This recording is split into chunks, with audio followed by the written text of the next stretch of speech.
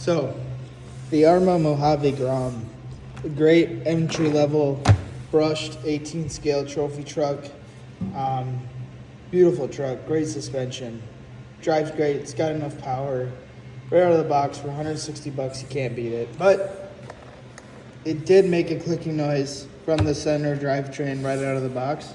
And today I'm going to go over what that was and how I fixed it, because I believe it was a defect straight from Arrma.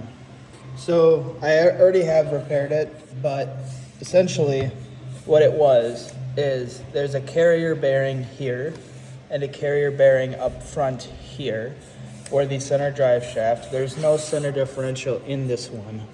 And essentially what it was is these 4 5 2mm hex head screws and the 4 on the front were not torqued down properly, so they were allowing for a slight slop or too much tolerance in that, and it was causing it to not contact the motor, the mesh, properly.